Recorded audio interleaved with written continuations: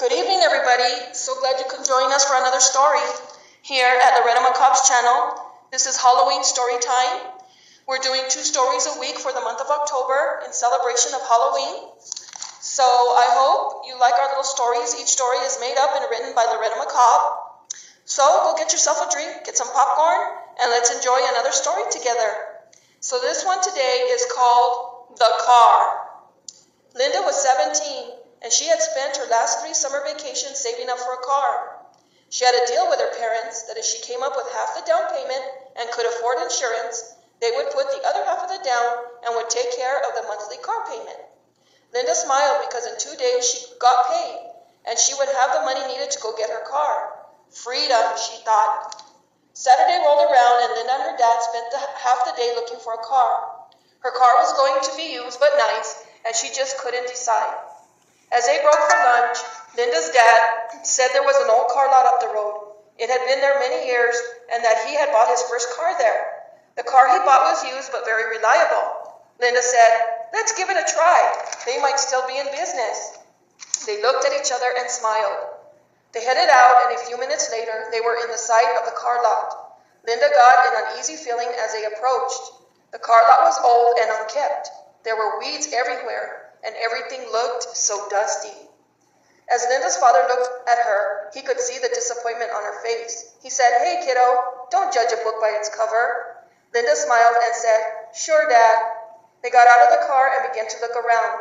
As they wandered, they were met by a short man who was bald, wearing a brown polyester suit.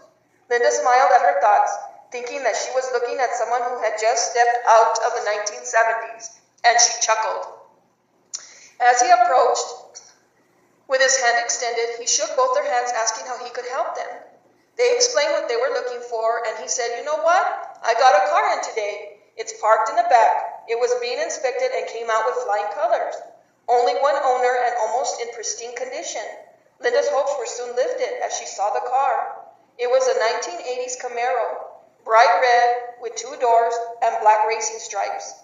And so shiny, it looked awesome. Right then and there, Linda decided that this was a car of her dreams. They went through all the paperwork, and soon Linda was handed the car keys. They headed home, and Linda told her dad she wanted to go for a ride. Her dad waved and said, "Be careful," and off she went. Linda drove through the countryside and to more open spaces. She didn't invite any friends because she wanted the first moments to be her own. She had worked so hard and missed out on so many things that she decided she deserved this happy moment.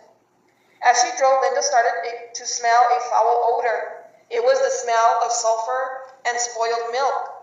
It started out faint, but soon grew stronger. She pulled over, got out of the car, thinking it was something dead on the road. But no, nothing, and the air outside smelled fresh and sweet. As she got in the car, the odor was still there, but now it was almost gone. She laughed and thought it was something that she had passed along the road. As she drove back home, the ride was so relaxing, and she was so proud of herself for reaching her goal. This gave her so much confidence. She was so deep in thought that when she looked in the rearview mirror, she could have sworn she thought someone sitting in the back seat. She quickly glanced back, startled, but no, nothing there. She looked in the rearview mirror again, no, nothing. She laughed nervously and thought, "Man, I guess I'm overworked," and the stress of the day had probably gotten to her. Linda got home and told her parents about her drive. She left out the scary incident. It was nothing anyway, right? Linda's night was plagued with nightmares about a boy being hit by a red car and hidden in the cornfield. It looked just like the road she was on yesterday. Weird, she thought. Night after night, Linda kept having the same dream, and it became more vivid. She was getting to the point where she dreaded sleeping. Try as she might, she always fell asleep and always had the same dream. What bothered her the most is that the car in her dreams was her car in every way. She even looked at her car and she saw mysterious dents on the grille and hood. Linda was so stressed. One day she decided to go for a drive. This always relaxed her. As she drove, she saw a cornfield in the distance, just like the one in her dream, and then the smell hit her. Spoiled milk and sulfur. She pulled over, and in the back was a young man about 18. His head was bleeding. He was so sad looking. He pointed to the cornfield and cried. Linda was horrified. She screamed and screamed.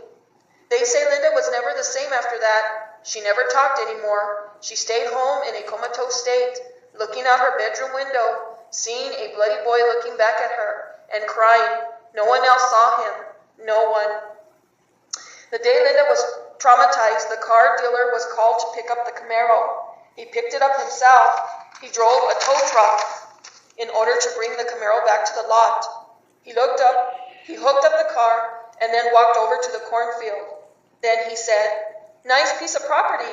So glad I own it. So glad my secret will never be known. You see, when my son was 18, I bought him this Camaro. He was driving too fast and reckless and hit a boy and killed him. He called me, and together we buried the boy in the cornfield. Then after that, my son became crazy, and he began telling everyone he was guilty of murder. I panicked, and I killed my son in order to save myself. He's buried in that cornfield next to the boy. The next day, I bought this piece of land, went to the police, and reported my son missing. Every lead went cold, and it's been 25 years of hell. My son won't rest, but I can live with that. My secret must be protected. This car is going to the junkyard."